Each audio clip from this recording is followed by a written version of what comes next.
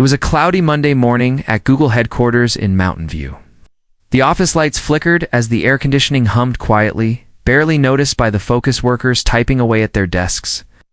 The sky looked uncertain, like it couldn't decide whether to rain or shine. Sundar Pichai sat in his executive chair, looking at the large screen in front of him. His fingers tapped the desk nervously. Today was no ordinary day. Today was the day of a critical video call with a high-ranking Chinese technology committee. Months of negotiations, careful planning, strategic meetings, all led to this one conversation. He leaned forward and checked the clock again. 7 minutes to go. His assistant Leela entered the room quietly, carrying a tray with a glass of warm lemon water. Sundar gave her a polite nod, trying to hide the worry on his face. "You'll do fine," Leela whispered with a gentle smile. "They're just people." Sundar tried to return the smile, but it felt tight like his face. Didn't want to cooperate. He wasn't worried about numbers or products. He had done that all his life. What made him uneasy was the language barrier. They were using real-time AI translation for the meeting, but the system had been glitchy during tests. Google's pride, the translator wasn't perfect yet. Sundar had fought hard to delay this meeting until the bugs were resolved. But pressure from stakeholders, governments, and business partners made it impossible to wait any longer. He looked at the screen again. 5 minutes, the door clicked behind him. Marcus, the head of global strategy, walked in holding a tablet. "The Chinese delegation is online," Marcus said. "They're waiting for us to begin." Sundar's heart skipped. "Already?" "Yes. Early birds." Sundar stood, walked to the screen and fixed his jacket. He could see the live feed preparing to load. Multiple faces, all serious, all watching. He took a deep breath and nodded to Marcus. "Let's start." The screen turned bright, and faces from the Beijing conference room appeared. They wore suits, expressions calm and unreadable. Sundar greeted them in English, and the translator system responded in Mandarin through a clear female voice. "So far, so good." The Chinese representative, Mr. Liu, nodded and began speaking. The translator whispered back in English, but something was off. Sundar frowned. The translation didn't match the tone of Liu's voice. It felt too casual, almost humorous. Sundar looked at Marcus, who frowned too. Mr. Liu suddenly stopped speaking. His eyebrows furrowed. The room fell silent. "I think the translation just told him we wanted to steal secrets and sell them to Mars," Marcus whispered, panicked. "What?" Sundar's pulse spiked. He turned back to the screen. "My apologies," Sundar said calmly. "There seems to be a minor technical issue. Give us a moment." But Mr. Liu didn't look amused. Neither did the rest of the committee. Whispers passed among them. One of the men folded his arms and leaned back, clearly offended. Sundar turned off his mic and looked at his team. The translator was blinking red that the AI had crashed. Lila rushed in with her phone in hand. Translation software. "Error. Server. Reboot in 10 minutes. 10 minutes is too long," Marcus said, his voice rising. "Can we switch to another system?" Tandar asked, holding back frustration. "None is accurate for Mandarin. They're all still in beta." Sundar stared at the screen, his heart pounding. This wasn't just a business call. This was about trust, dignity, respect between two powerful nations. One wrong word could destroy everything. He paced the room. The silence on both ends became louder than any noise. Mr. Liu leaned forward again, waiting. Sundar could feel the weight of judgment in his eyes. He needed to fix this. But how? Just then the janitor entered. He was pushing a cart of cleaning supplies, an old man with a bent back, faded blue shirt, and a gentle face. He looked surprised to see the room full. "Sorry, didn't mean to interrupt," he mumbled, about to turn and leave. "Wait," Sundar said suddenly, his voice louder than intended. "What's your name?" The janitor paused, confused. "Leeway." "Leeway?" Sundar blinked. "Do you speak Mandarin?" The old man smiled softly.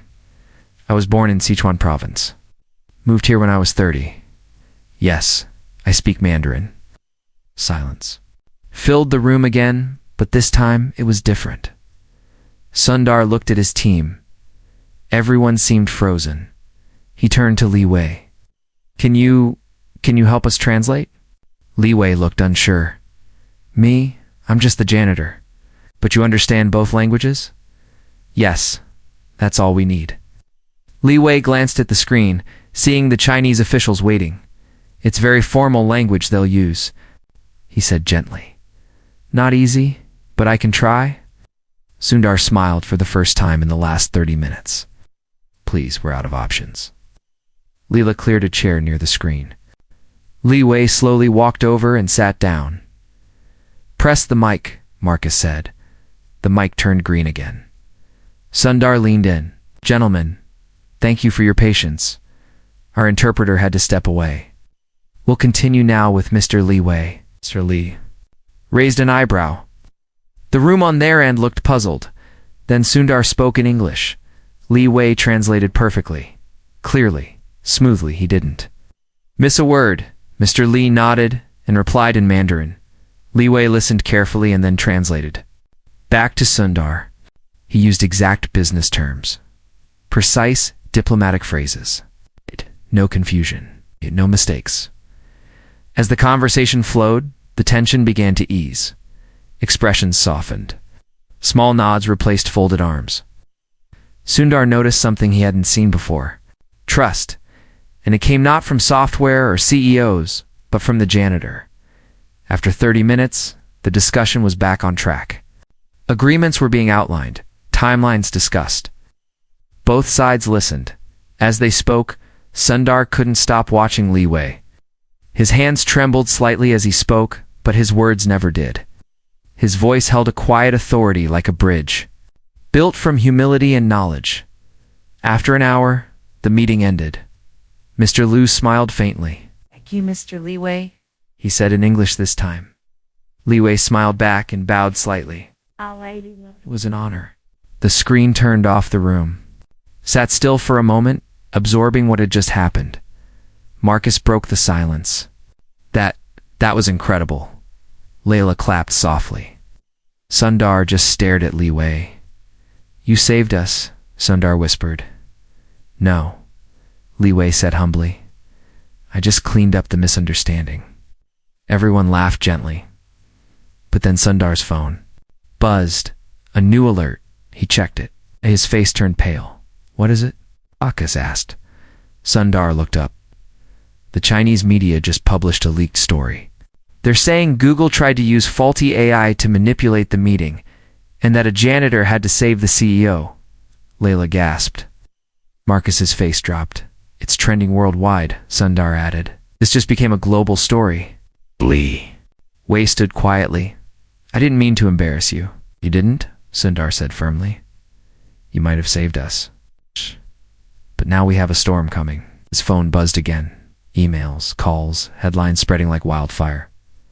The world had just watched $1 billion meeting fall apart and be saved by a forgotten voice. Sundar looked at Leeway again. This time not as a janitor, but as something else entirely. A symbol. But before he could speak, the office door burst open. A man in a dark suit rushed in. Mr. Pichai, he said urgently. There's a Chinese delegation at the lobby. They're here in person. Everyone turned to stare. Soon, our single quotes-esque heart pounded again.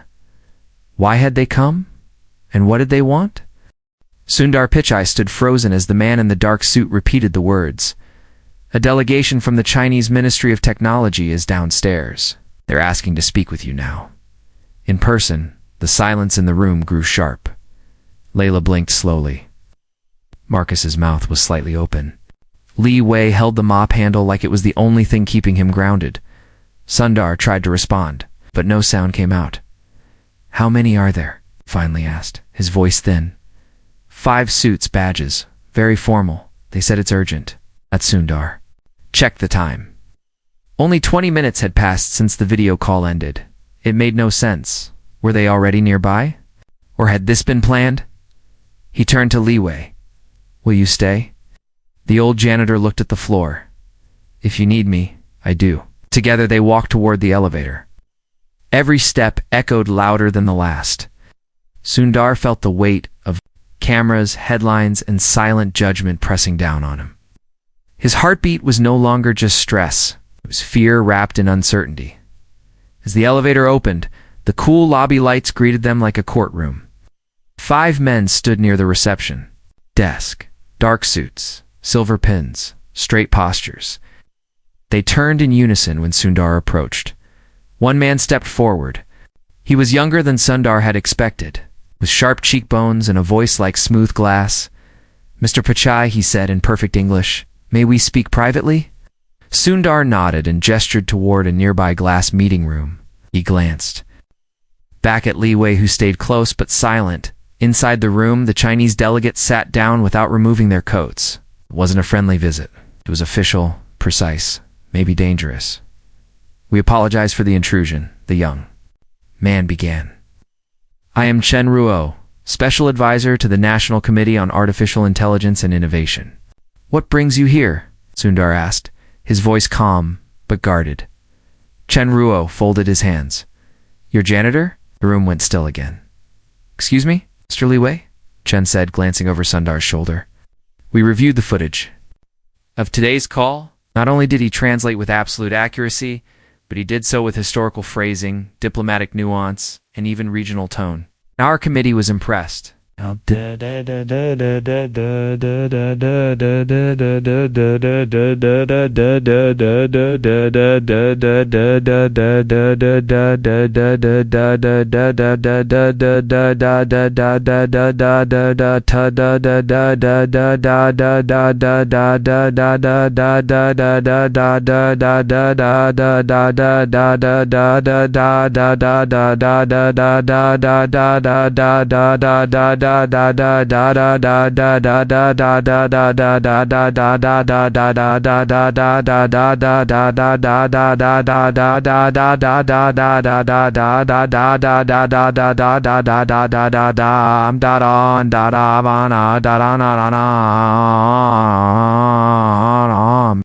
Leeway stood awkwardly by the door, eyes lowered.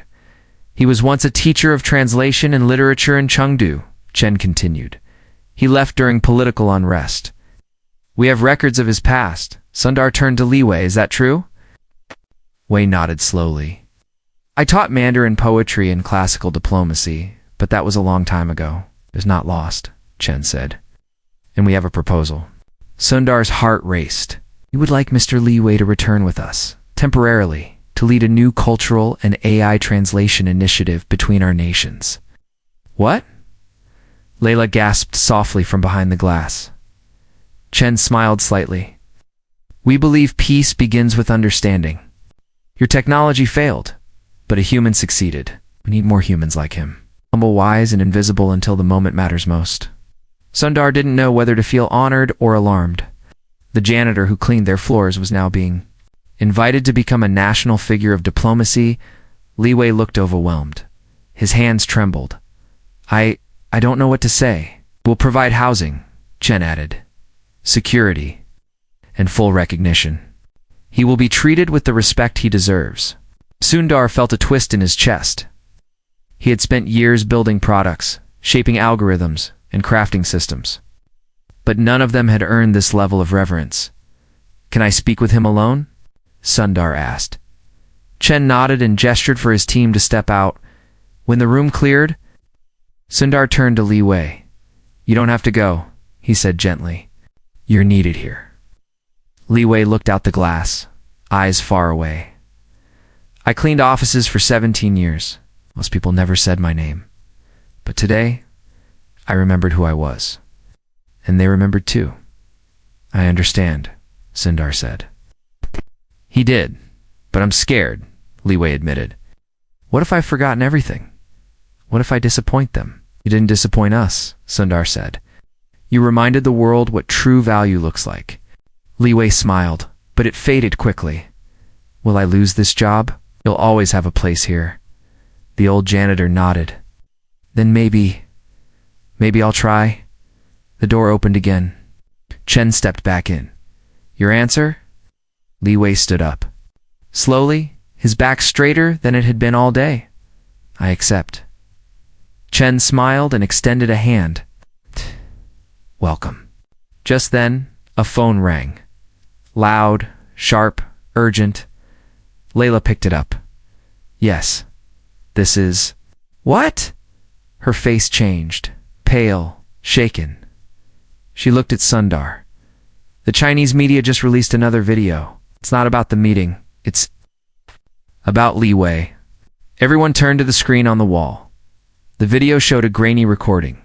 Leeway, years ago, in a large hall full of students. He was giving a lecture in flawless Mandarin, animated and alive. Subtitles showed the topic, Truth in Language, How Translation Shapes Peace. The video cut to another frame, an old interview. Leeway had been arrested during protests accused of spreading banned ideas. The news anchor spoke. Former Professor Leeway, thought lost, found working as a janitor in California. The world now asks, how many forgotten heroes walk among us? Sundar sat down slowly. The whole world is watching now, Marcus whispered. And for the first time, Sundar felt something shift deep inside. This wasn't about Google anymore. This was about stories buried in silence, rising from mop buckets and broken machines. A janitor was about to change the world, but not everyone was happy about it. In the shadows of the internet, a post was already circulating. Who really is Leeway? And what is he hiding? The morning after the news broke, Sundar's phone buzzed. Non-stop calls from the board. Messages from reporters. Emails from politicians. He sat in his office staring at the news feeds. Every screen carried a version of the same headline. Forgotten. Scholar or hidden threat. The mystery of janitor Leeway below the headline were pictures. Old ones. Leeway at a student protest in 1989. Leeway speaking at a band conference in Shanghai. Leeway being escorted by 2 officers outside a university gate. His past had been dug up in less than 24 hours. The internet didn't forget. Not. When the story was this strange, and now, people were beginning to ask a question no one had thought to ask yesterday. What was he doing at Google all these years? Lila entered the room, holding a printed email. Security report just came in, she said, her voice low. Someone tried to access Leeway's employee file. The request came from an anonymous IP.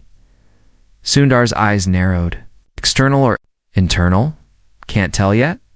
He stood up and walked toward the large window overlooking the campus. Everything looked normal. People walked, birds flew, coffee carts rolled past. But something felt off. Where is Leeway now? In the lounge. Chen's team is with him. They're doing background checks. Again? Yes? This time, very detailed. Sundar nodded slowly. Tell them I'll be there in 5. As she left, he glanced at his reflection in the glass. He saw a tired man, not a CEO, not a visionary, just a man trying to hold a company and maybe a friendship together. Down in the lounge, Leeway sat alone at the table. He looked smaller today. It's like a man made of memories, not flesh. Chen and his team stood nearby, murmuring in Mandarin. Leeway's hands were folded in his lap. Still, too still. When Sundar entered, everyone turned. Chen stepped forward. We are under pressure from Beijing, he said. They are concerned. About what? About Leeway's past. About his history with underground movements. He was a teacher, Sundar said firmly. He spoke his mind.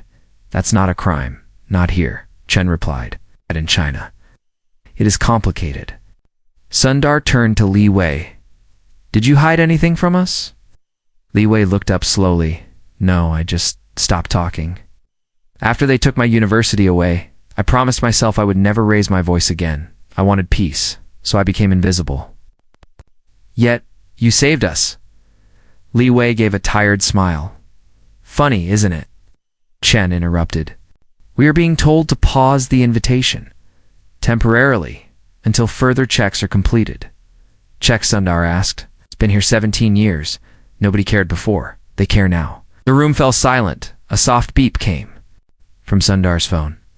A new email, subject line, confidential, internal threat risk. Assessment. Leeway sender, anonymous sender opened it. Attached was a zip file and a message. He planted a backdoor into the AI translator. Open your eyes. Dar's blood turned cold. He didn't believe it. He refused to, but he had to check. He rushed to the lab. Marcus followed behind, confused. They ran a trace on the AI logs from yesterday's call. Everything looked clean until they reached a string of silent code buried deep in the translation. Memory, a string that hadn't been written by any of their developers, a line that redirected certain phrases. Who wrote this? Sundar whispered. No one in our system, Marcus said. This code? It's not ours. The room darkened. Was it true? Had Leeway done more than just translate? Was he trying to make a point or make a statement? Back in the lounge, Sundar returned with the printout of the code.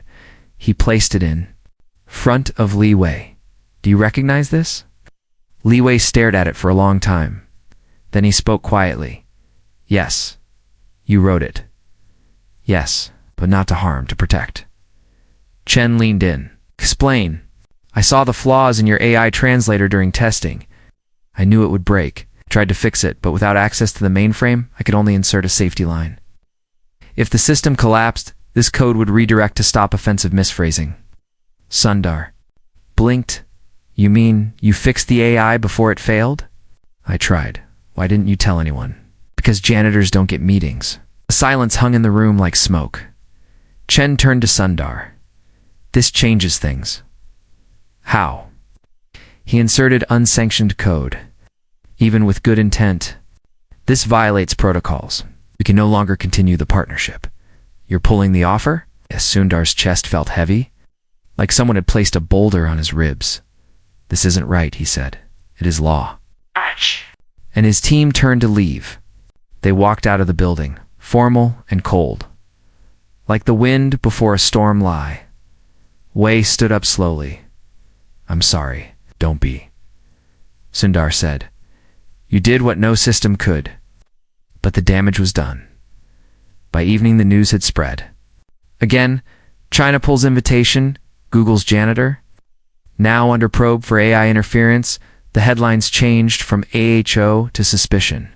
The same world that had cheered Leeway now questioned him, praised one day, hunted the next. Sundar sat in his office long after the sun set. Alone, tired, the lights flickered once. Like they did that morning. Then he heard a knock. Leeway stood in the doorway. I cleaned your desk, he said softly. You didn't have to. I know. Sundar stood and walked over. They might ask you to leave, he said quietly. I know that too. What will you do? Leeway looked out the window. Maybe. I'll finally write again. Or teach someone. Maybe I'll just rest. Sundar nodded. Then, without warning, Leeway reached into his coat pocket and handed Sundar a small notebook. What's this? Sundar asked. A story? Yes. I started writing it years ago, but never finished. Why give it to me? Because. You listened when no one else did. Sundar held the notebook carefully. The cover was worn. The pages full of neat, tiny characters. He flipped to the first line. Truth doesn't shout, it whispers. And only those who pause to clean the world can hear it. And for a moment, Sundar felt something strange in his chest. Hope, real quiet. Hope. But outside, on a dark forum hidden deep in the web, a new message appeared. Leeway isn't who you think he is. We found something in his past. Something bigger. Once again began to watch. It began with a whisper. A message buried in an anonymous thread on a forgotten forum. Operation Paperbrush. Check, 1997, Hong Kong. Sundar read it over and over. Sitting alone in his office, as the city outside flickered with lights and storm clouds, the words meant nothing at first. Code conspiracy. But when the thread began to flood with old documents, names, and faded black and white images, one photo stopped him cold. A younger Leeway in a suit. Inside what looked like a war room. A Chinese flag on one side, an American translator badge on the other. The caption read, Liaison linguist, dual asset, clearance redacted. Sundar's breath caught in his throat. He wasn't looking at a janitor, not even a professor. This was something else. Someone else. He picked up his phone and called Leela. I need you to get me every piece of documentation we have on Leeway. Not our files, the hidden ones. Background checks, flagged visas, anything. Are we allowed to? We weren't before. You're now. An hour later, she entered his office with a sealed folder. This was locked under Project Snowglass. She whispered. Only legal and the board chair had access. Inside were 3 pages. Page 1, Immigration Record. Approved under Special Cooperation Visa. Page 2, Non-Disclosure Agreement, signed in Hong Kong. Agency names redacted. Page 3, a report dated 1999. Agent inactive. Active. No contact since 2000. Presumed neutral. Sundar sat back in his chair. Agent, he repeated the word under his breath, like tasting something bitter just then. His screen lit up with a new video file, an unlisted upload sender. Unknown. He clicked grainy footage. Early 2000s, a small room. A younger Leeway speaking into a tape recorder. I cannot continue this, the younger man said. I came to serve language, not secrets. I came to build bridges, not pick sides. I'm leaving. Long pause. I will become someone no one notices. And maybe in the silence I will remember who I am. The video ended. Sundar rubbed his face, exhausted, confused. Leeway had once been part of something larger, perhaps intelligence work, perhaps diplomacy gone sour. But clearly he had walked away. Was that not enough? Wasn't that his right? He found Leeway, sitting by the koi pond on campus. The janitor uniform looked heavier on him now. The world had placed too many stories on his shoulders. Sundar sat beside him without a word. The wind moved through the trees, like quiet breath. You found it, Leeway said after a moment. I did. I knew it would come out eventually. Why didn't you tell us? Because the world doesn't believe in transformation, Leeway said gently. Once they write your past in ink, they won't let you change it. Were you a spy? Leeway chuckled. I was a translator between agencies. Thought I was helping keep peace. But soon I saw both sides wanted control, not peace. So you vanished. I walked away. That was my protest. Sundar looked at him closely. And then you picked up a mop. A mop is safer than a microphone. For a long time neither man spoke. Then Sundar asked, Do you regret it? Leeway smiled, eyes soft. Not one moment. Back in the boardroom, chaos had begun to rise. The media had picked up the leaked files. Journalists flooded the gates. Google janitor was once government asset. Trust crisis at tech giant. A reporter shouted into a camera, Is Sundar Pichai hiding a spy in plain sight? The board called an emergency session. Some wanted a public apology. Some wanted Leeway fired. Others demanded an internal probe. Sundar listened to all of it with a quiet fury growing inside him.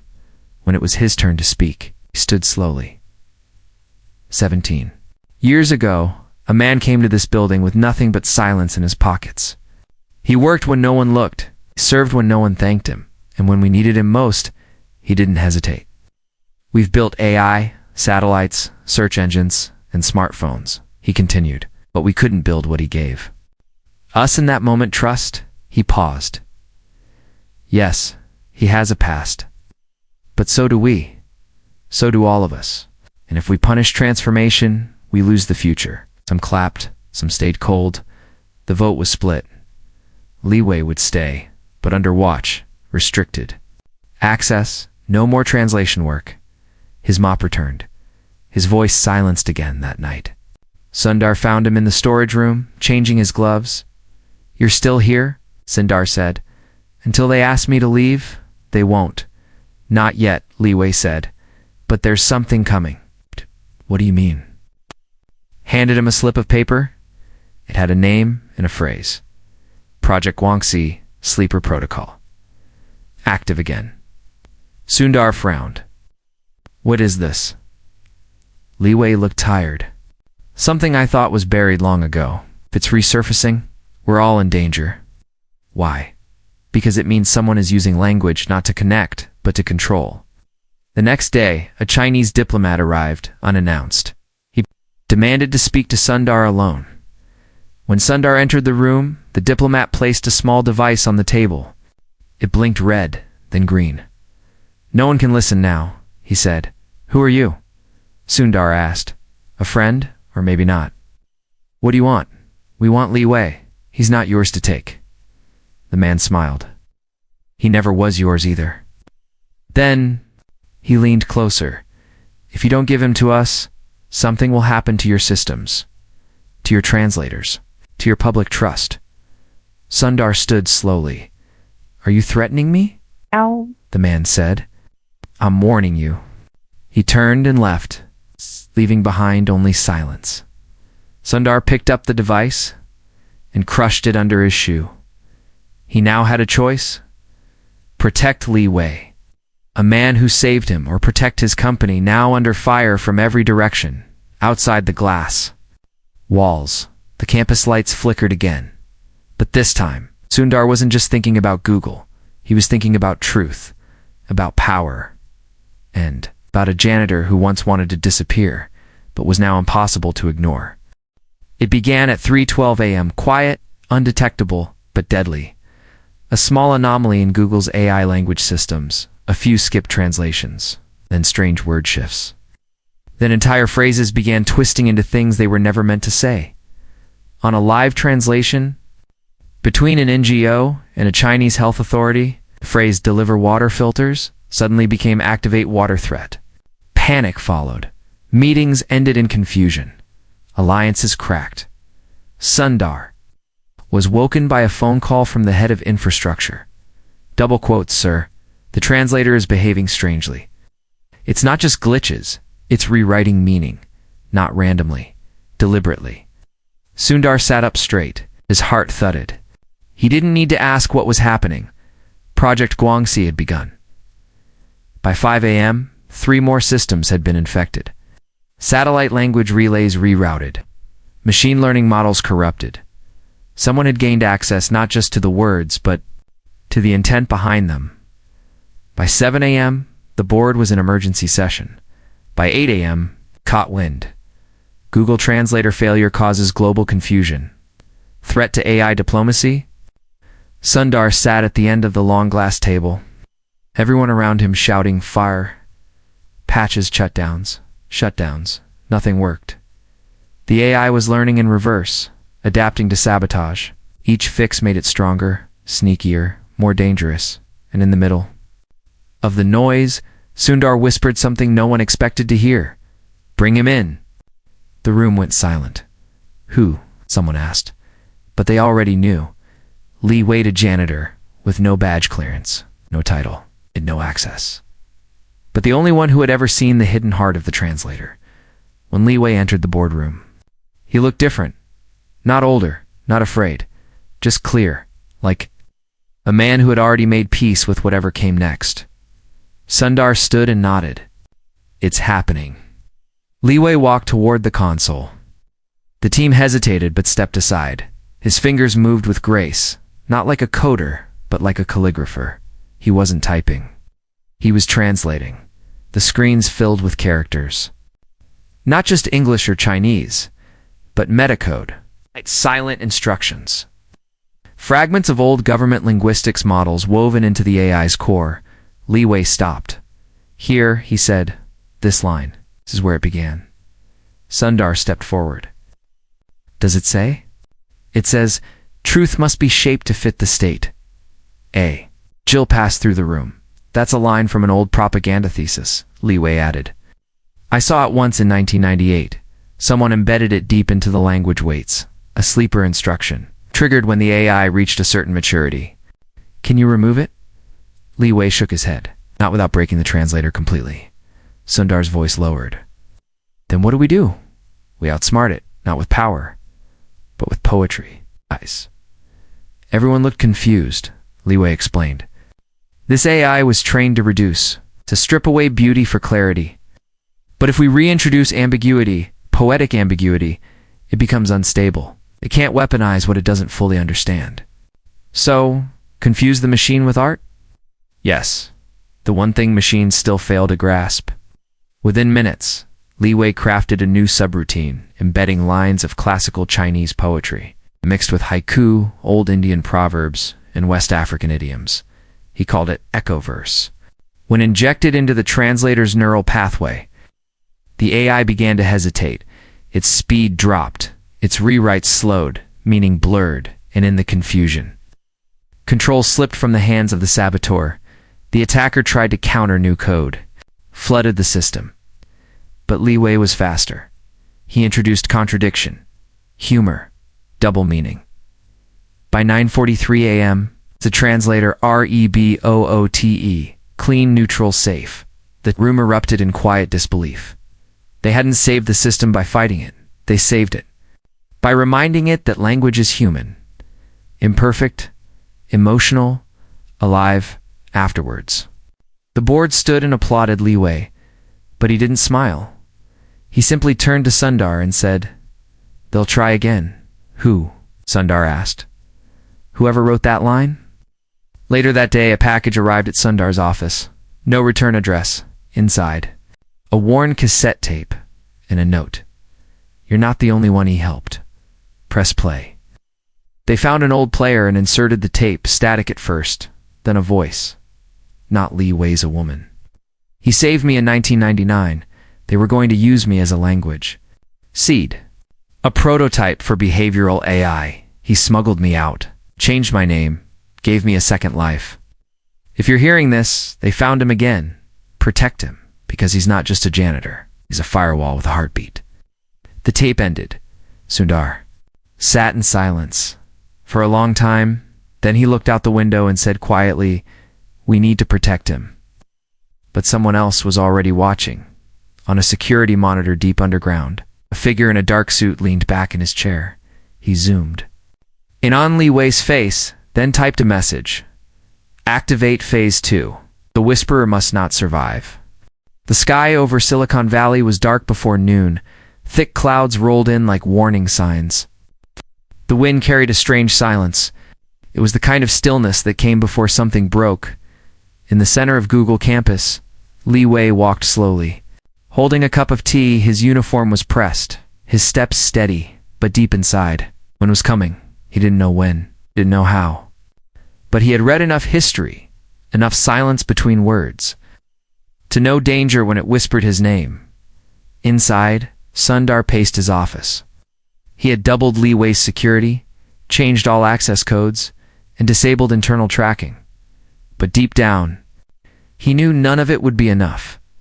They weren't facing hackers. They were facing people who used language like a weapon. People who didn't care about laws or borders. People who feared Leeway not because of what he had done, but because of what he might still say. At 2:08 p.m., campus alarms blared. Security breach, no details, just red lights and locked doors. Sundar ran down the corridor, toward the library wing, toward the last place he had seen Leeway. He found him standing in the archive room, not hiding, not panicking, just standing there, looking at a display case filled with ancient dictionaries and scripts. "There. Here," Sundar said. Breathless, Leeway nodded. "Double quotes, I know. We have to get you out." "No," Leeway said softly. "I have to finish something first." "What?" Leeway turned and picked up a notebook from the shelf. It was the one he had given Sundar weeks ago, now full of new pages. "This is the original AI language framework," he said. "The real one, the one I designed before the governments twisted it. You built it?" "Yes, in 1996, as a gift, to connect people." He handed the book to Sundar. "You'll know what to do with it." Sundar took the notebook, confused, but before he could speak, the room went dark. Then the door burst open. 3 men, black clothes, silent eyes. One raised a weapon. Sundar stepped in front of Leeway. "Don't," he shouted. "This man saved the world. Shoot him, you end the last truth we have." But the man didn't stop. His finger moved, but then something unexpected. A sound, a voice, from behind them. Stop. Everyone turned. It was Leela, standing in the doorway, holding a small speaker. A recording played. It was the cassette from the woman. He saved me in 1999. Protect him. The men paused, just for a second, but that second was enough. Security arrived. Fast. Guns raised. The men froze, hands in the air. It was over. The storm passed, but not without Scarsley. Leeway sat in the hospital that night. Minor injuries, bruises, nothing. Broken. But his silence was deeper now, like he had seen the final chapter. Before anyone else, Sundar visited him, sat beside the bed. Why didn't you run? Because I've run enough. What happens now? I'll leave. Leeway smiled faintly. Now you lead. He handed Sundar one last envelope. What's this? Sundar asked. The final key. Inside was a memory chip. No label, no instructions. When the world starts using language to divide again, Leeway said. Give them this. Sundar nodded. He left the hospital with a heavy heart.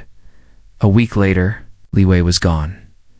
No trace, no goodbye, just a clean locker, a folded uniform, and a quote written. In calligraphy, words are not tools, they are bridges. Build wisely. Months passed. The AI translator was rebuilt, this time with Leeway's original design. It became known as the Way Protocol, a new way of teaching machines not just what words meant, but how they felt. Peace talks improved, conflicts softened, people listened more and deep in a vault at Google. Sundar kept the notebook safe, untouched, but always ready, because he knew one truth now more than ever. In a world of noise and power and endless code, sometimes the quiet janitor is the one who rewrites history.